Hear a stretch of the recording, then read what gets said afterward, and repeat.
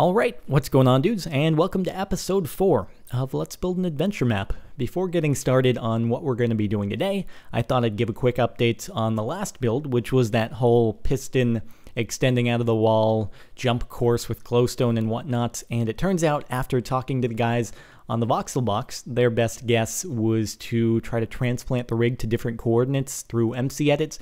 And it turns out all that did was make it so different pistons are not firing. So instead of 5, 7, and 9, it was something like 6, 8, and 10. So it was really weird. Perhaps an issue with chunk boundaries, some strange bug. But it turns out that what we're probably going to end up having to do is adapting the build to a different, more simple thing in the final product, because we really don't want bugs. Obviously, that's like priority number 1. So I'll update you guys on that as time goes by.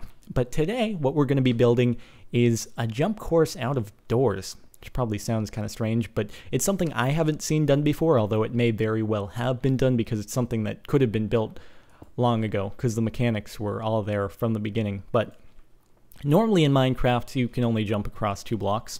That's the maximum distance when each block is on the same level.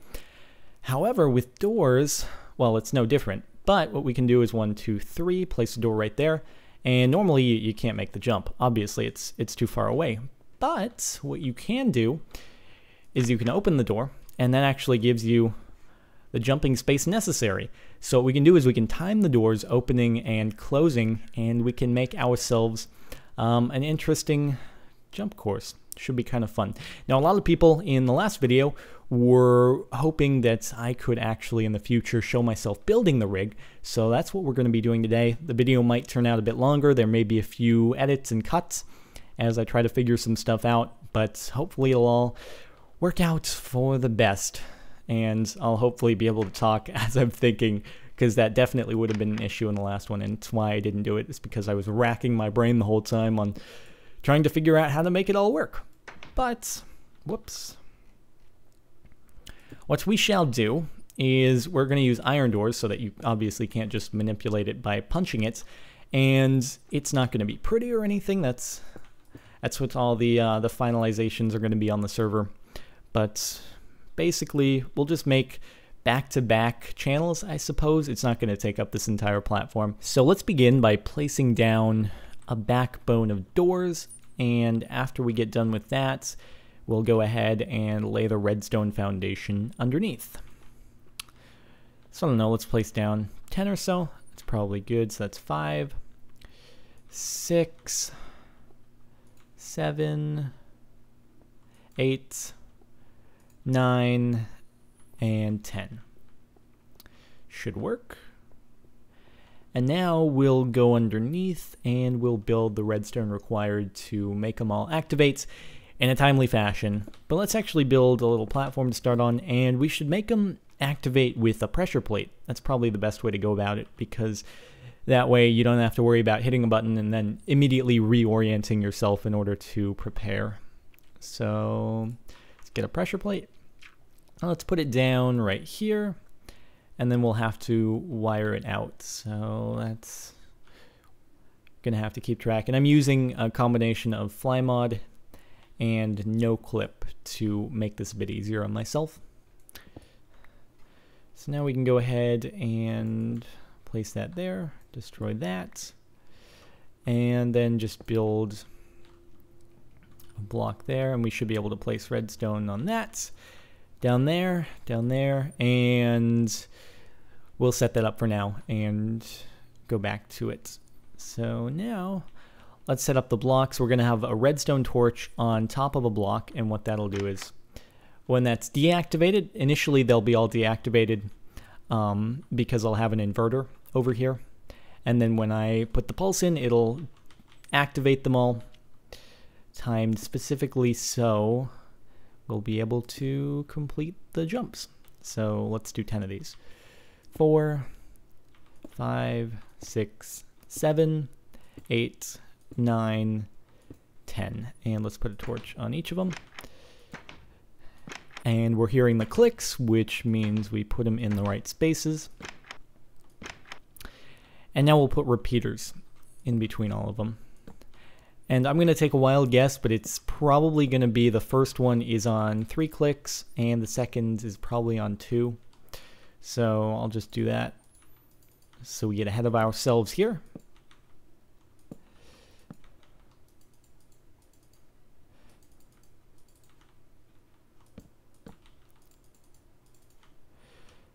And almost there.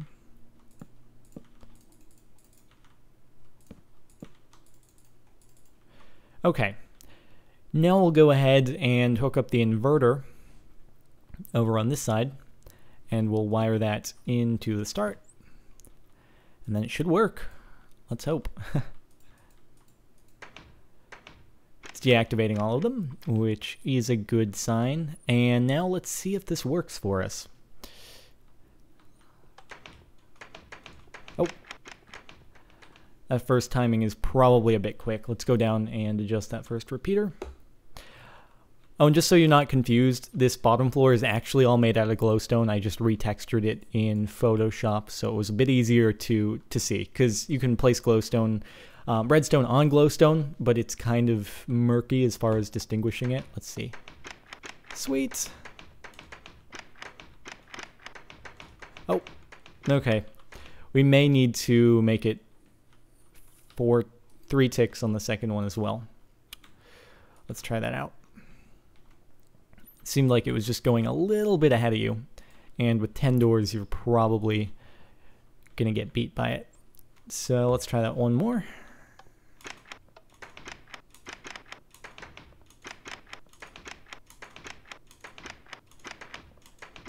That seems to work beautifully. All right, sweet. And then we just need to place a final platform to land on. And obviously in the finished product, it's going to have probably walls on either side, and it'll look nice and pretty. Okay, so now that the first part is complete, I'm thinking we'll go ahead and make another section where the doors are flickering between open and closed at a pretty rapid pace. Instead of you having to keep jumping on them as they open in front of you, you'll basically just have to time when to go and attempt to jump. So let's just try to separate this by a pretty decent boundary so that the wiring will not interfere. And I'm thinking the way we're going to do this is we're going to have a clock that's going. A concern is obviously going to be lag, and of course the really annoying sound of doors opening and closing repeatedly. So we're not going to want to have this active until you actually arrive at this portion on the map, and then you want to be able to turn it off when it's all done. So I think what we're going to do is we are going to add a lever here, and we're going to bring that lever down to the output of the clock, and at the output there is going to be a piston, and that piston will push a block so that the clock can complete its output pulse into all the doors. So let's set that up before we actually go and place down any doors. And you'll be able to see what I mean, hopefully. So let's place down a lever, and we'll wire some redstone to the end.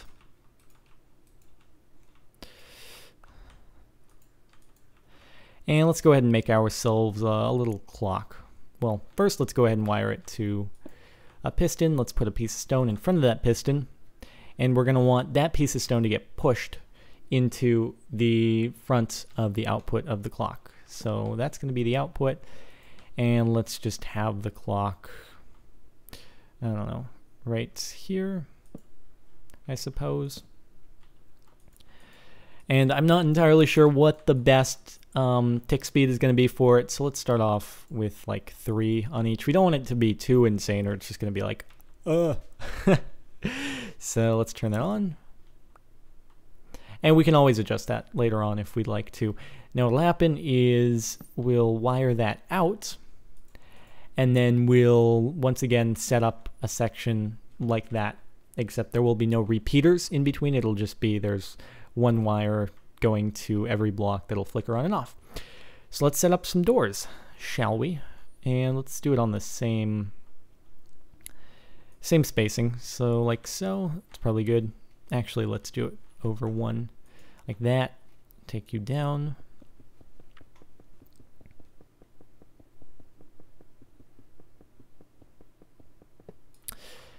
And once again, space it it's actually every 2 blocks, but it just looks like 3.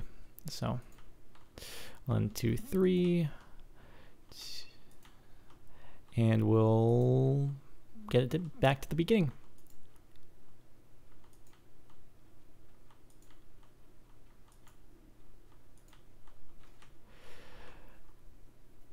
And there we go. Okay, so now we'll go underneath, and it should be the exact same spacing as the other section. Just have to get on the right block.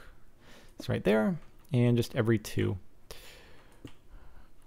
Place another block, and we'll place a torch on top as we go back. Okay.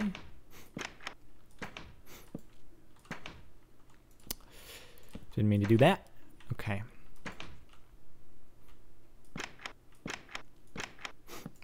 And again, we are hearing all the doors opening except for you. Why are you not opening?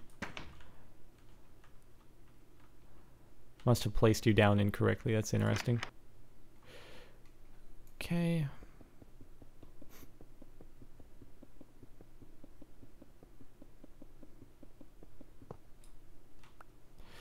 Fix that. Okay.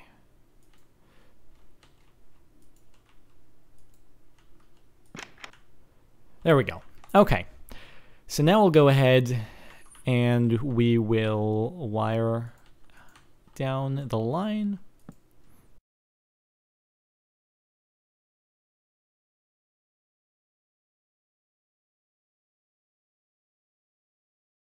And it's basically just going to turn into a wave of flickering. So let's go, and we actually want them all to be deactivated at the start. So we're quickly going to put an inverter in here so that that is the case.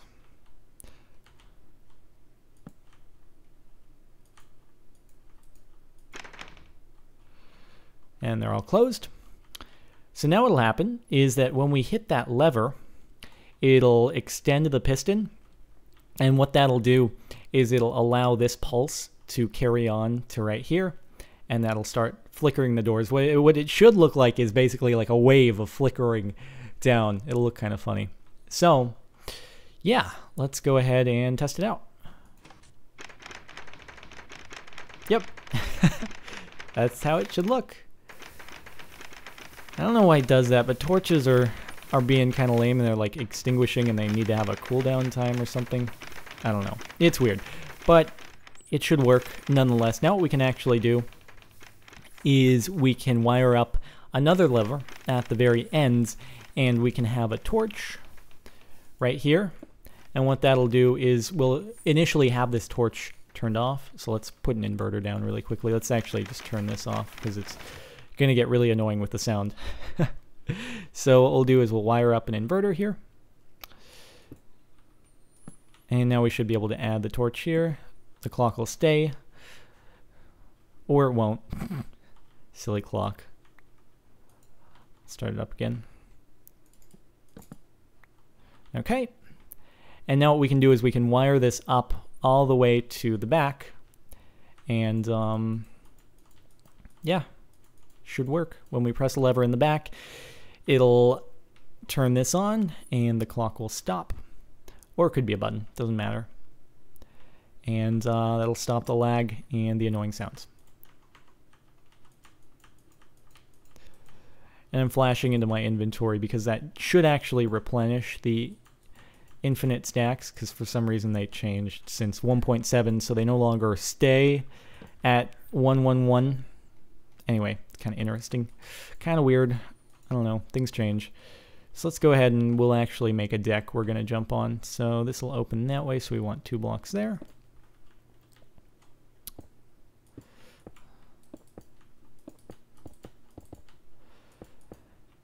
And then we'll attach our lever.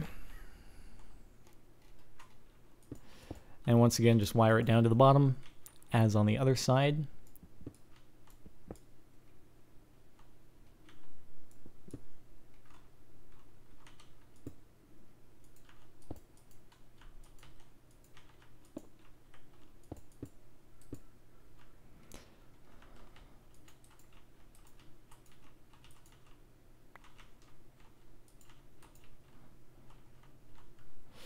And I may go back and compact this later on, because it is taking up quite a bit of space just because of this return channel.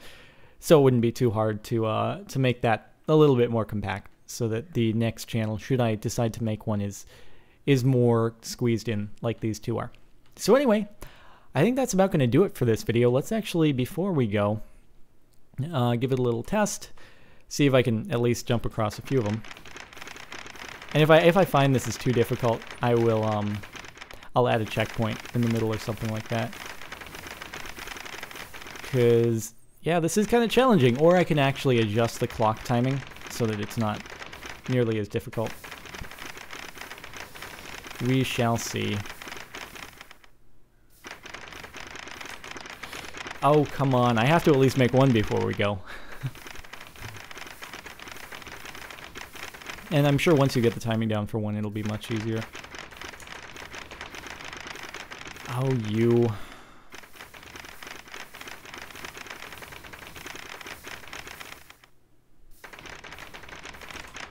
There we go. Anyway, okay. I may adjust the clock. We'll see how it goes. We'll have other people beta test it and whatnot, and if it's too difficult, we can always adjust it. Anyway, I think that's about going to do it. Let me turn it off. Actually, let's test the other, just to make sure that will turn it off as well. Nope. We need another repeater. And there we go. That turns it off. And to get it started again, we'd have to manually restart the clock. But yeah, that's about going to do it. I hope you guys have enjoyed watching. If you have, it would be awesome.